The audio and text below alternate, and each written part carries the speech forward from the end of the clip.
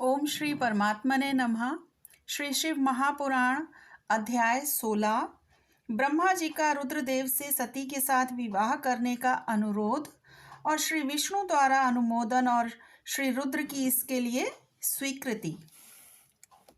तो ब्रह्मा जी कहते हैं, श्री विष्णु आदि देवताओं द्वारा की हुई उस स्तुति को सुनकर सबकी उत्पत्ति के हेतुभूतु भगवान शंकर बड़े प्रसन्न हुए और जोर जोर से हंसने लगे। मुझ ब्रह्मा और विष्णु को अपनी अपनी पत्नी के साथ आया देख महादेव जी ने हम लोगों से यथोचित वार्तालाप किया और रुद्र बोले, हे हरे, हे विधे तथा हे देवताओं और महर्षियों, आज निर्भय होकर यहाँ आपने आने का ठीक ठीक अपने कारण बताइए। तुम लोग किस लिए यहाँ आए हो और कौन सा कार्य आन पड़ा है, वह सब मैं सुनना चाहता हूँ, क्योंकि तुम्हारे द्वारा की गई स्तुति से मेरा मन बहुत प्रसन्न है। मुने, महादेव जी के इस प्रकार पूछने पर भगवान विष्णु की आज्ञा से मैंने वार्तालाप आरंभ किया। ब्रह्मा जी ने कहा कि देव देव महादेव, करुणा सागर प्रभु, हम दोनों इन देवताओं और ऋषियों के साथ जिस उद्देश्य से यहाँ आए हैं उसे सुनिए।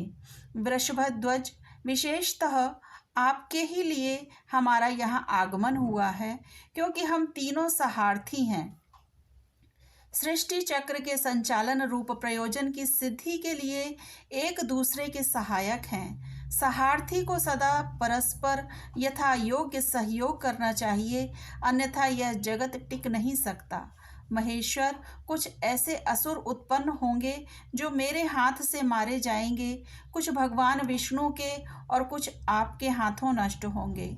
महाप्रभु, कुछ असुर ऐसे होंगे जो आपके वीर से उत्पन्न हुए पुत्र के हाथ से ही मारे जा सकेंगे। प्रभु, कभी कोई विरले ही असुर ऐसे होंगे जो माया के हाथों द्वारा वध को प्राप्त होंगे। आप भगवान शंकर की कृपा से ही देवताओं को सदा उत्तम सुख प्राप्त होगा। घोर असुरों का विनाश करके आप जगत को सदा स्वास्थ्य और एवं अभय प्रदान करेंगे। अथवा यह भी संभव है कि आपके हाथ से कोई भी असुर न मारा जाए, क्योंकि आप सदा योग युक्त रहते हुए राग द्वेष से रहित हैं तथा एकमात्र दया करने में ही लगे रहते हैं। ईश, यदि वे असुर भी आराधित हों, आपकी दया से अनुग्रहित होते रहें, तो सृष्टि और पालन का कार्य कैसे चल सकता है। अतः वृषभध्वज, आपको प्रतिदिन सृष्टि आदि के उपयुक्त कार्य करने के लिए उद्यत रहना चाहिए। यदि सृष्टि पालन और संहार रूप कर्म न करने हो तो तब तो हमने माया से जो भिन्न भिन्न शरीर धारण किए हैं उनकी कोई उपयोगिता अथवा औचित्य ही नहीं है। वास्तव में हम तीनों एक ही हैं, कार्य के भेद के भिन्न भिन्न देह धारण करके स्थित हैं। यदि कार्य भेद न सिद्ध हो तब तो हमारे रूप भेद का कोई प्रयोजन ही नहीं है। देव, एक ही परमात्मा महेश्वर तीन स्वरूपों में अभिव्यक्त हुए हैं। इस रूप भेद में उनकी अपनी माया ही कारण है। वास्तव में प्रभु स्वतंत्र हैं, वे लीला के उद्देश्य से ही ये सृष्टि आदि कार्य करते हैं। भगवान श्री हरि उनके बाएं अंग से प्रकट हुए हैं, मैं ब्रह्मा उनके दाएं अंग से प्रकट हुआ हूँ और आप रुद्रदेव उन सदाशिव के हृदय से आविर्भूत हुए हैं। अतः आप ही शिव के पूर्ण रूप हैं। प्रभु, इस प्रकार अभिन्न रूप होते हुए भी हम तीनों रूपों में प्रकट हैं। सनातन देव, हम तीनों उन्हीं भगवान सदाशिव और शिवा के पुत्र हैं। इस यथार्थ तत्व का आप हृदय से अनुभव कीजिए। प्रभु, मैं और श्री विष्णु आपके आदेश से प्रसन्नता पूर्वक लोक की सृष्टि और पालन के कार्य कर रहे हैं तथा कार्य कारणवश सपत्नीक भी हो गए हैं। अतः आप भी विश्वहित के लिए तथा देवताओं को सुख पहुँचाने के लिए एक परम सुंदरी रमणी को अपनी पत्नी बनाने के लिए ग्रहण करें। महेश्वर, पूर्व काल में आपने ही शिव रूप से जो बात हमारे सामने कही थी वही इस समय सुना रहा हूँ। आपने कहा था, ब्राह्मण, मेरा ऐसा ही उत्तम रूप तुम्हारे अंग विशेष ललाट से प्रकट होगा, जिसकी लोक में रुद्र नाम से प्रसिद्धि होगी। तुम ब्रह्मा सृष्टिकर्ता हो गए, श्री हरि जगत का पालन करने वाले हुए, और मैं सगुण रुद्र रूप होकर संहार करने वाला होऊंगा। एक स्त्री के साथ विवाह करके लोक के उत्तम कार्य की सिद्धि करूंगा। अपनी कही हुई इस बात को याद करके आप अपनी ही पूर्व प्रतिज्ञा को पूर्ण कीजिए। स्वामिन, आपका यह आदेश है कि मैं सृष्टि करूं, श्री हरि पालन करें और आप स्वयं संहार के हेतु बनकर प्रकट हों। सो आप साक्षात शिव ही संहारकर्ता के रूप में प्रकट हुए हैं। आपके बिना हम दोनों अपना अपना कार्य करने में समर्थ नहीं हैं। अतः आप एक ऐसी कामनी को स्वीकार करें जो लोकहित के कार्य में तत्पर रहे। शंभो, जैसे लक्ष्मी भगवान विष्णु की और सावित्री मेरी सहधर्मिणी हैं, उसी प्रकार आप इस समय अपनी जीवन सहचरी प्राण वल्लभा को ग्रहण करें। ईश्वर ने कहा कि ब्राह्मण, हरे तुम दोनों मुझे सदा ही अत्यंत प्रिय हो। तुम दोनों को देखकर मुझे बड़ा आनंद मिलता है।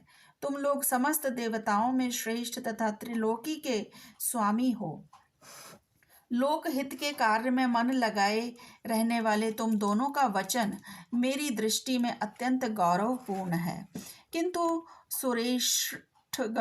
सुरश्रेष्ठ गण, मेरे लिए विवाह करना उचित नहीं होगा, क्योंकि मैं तपस्या में संलग्न रहकर सदा संसार से विरक्त ही रहता हूँ और योगी के रूप में मेरी प्रसिद्धि है, जो निवृत्ति के सुंदर मार्ग पर स्थित है, अपने आत्मा में ही रमण करता, आनंद मनाता और निरंजन निर्लिप्त है, जिसका शरीर अवधूत दिगंबर है, जो ज्ञानी आत्मदर्शी और कामना से शून्य है, जिसके मन में कोई विकार नहीं है, जो भोगों से दूर रहता है तथा जो सदा अपवित्र और अमंगल वेशधारी है, उसे संसार में कामनी से क्या प्रयोजन?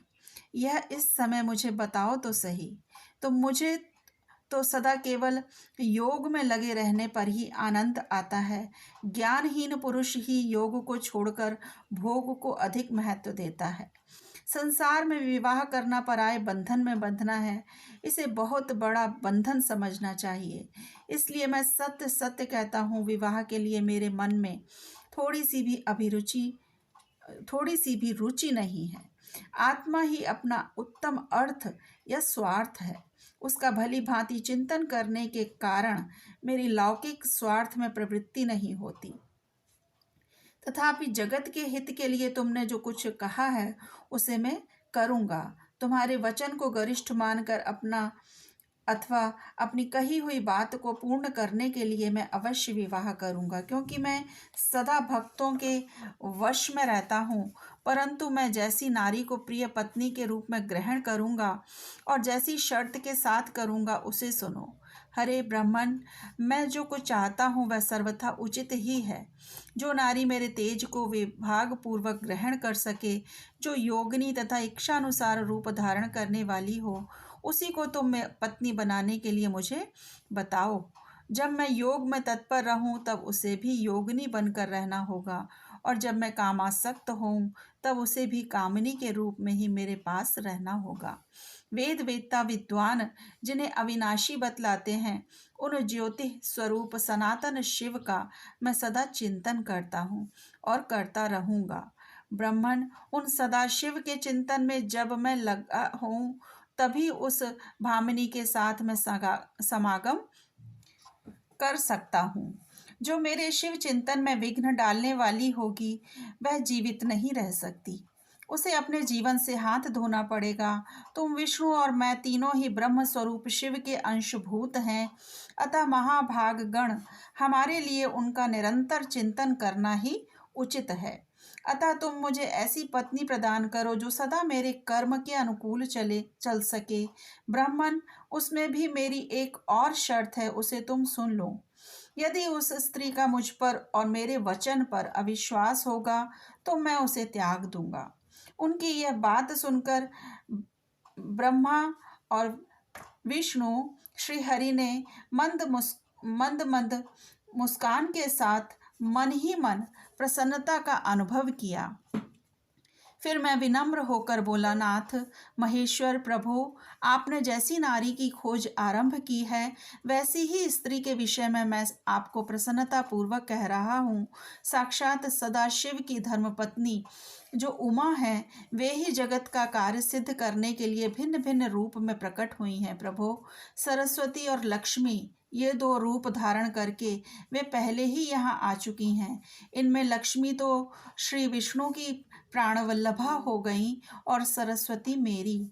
अब हमारे लिए वे तीसरा रूप धारण प्रकट हुई हैं। प्रभु, लोकहित का कार्य करने की इच्छा वाली देवी शिवा दक्षपुत्री के रूप में अवतीर्ण हुई हैं। उनका नाम सती है। सती ही ऐसी भार्या हो सकती हैं जो सदा आपके लिए हितकारिणी हो। देवेश, महातेजस्विनी सती आपके लिए आपको पति रूप में प्राप्त करने के लिए दृढ़तापूर्वक कठोर व्रत का पालन करती हुई तपस्या कर रही हैं। महेश्वर, आप उन्हें वर देने के लिए जाइए, कृपा कीजिए और बड़ी प्रसन्नता के साथ उन्हें उनकी तपस्या के अनुरूप वर देकर उनके साथ विवाह कीजिए। शंकर, भगवान विष्णु की, मेरी तथा इन संपूर्ण देवताओं की यही इच्छा है। आप अपनी शुभ दृष्टि से हमारी इस इच्छा को पूर्ण कीजिए जिससे हम आदर पूर्वक इस उत्सव को देख सकें। ऐसा होने से तीनों लोकों में सुख देने वाला परम मंगल होगा और सबकी सारी चिंता मिट जाएगी, इसमें संशय नहीं है। तदंतर मेरी बात समाप्त होने पर लीला विग्रह धारण करने वाले भक्त वत्सल महेश्वर से मधुसूदन अच्युत ने इसी का समर्थन किया। तब भक्त वत्सल भगवान शिव ने हंसकर कहा, बहुत अच्छा, ऐसा ही होगा। उनके ऐसा कहने पर हम दोनों उनसे आज्ञा ले अपनी पत्नी तथा देवताओं और मुनियों के साथ अत्यंत प्रसन्न हो अपने अभीष्ट स्थान को चले आए। ओम नमः शिवाय। शिवजी सदा सहाय। ओम नमः शिवाय।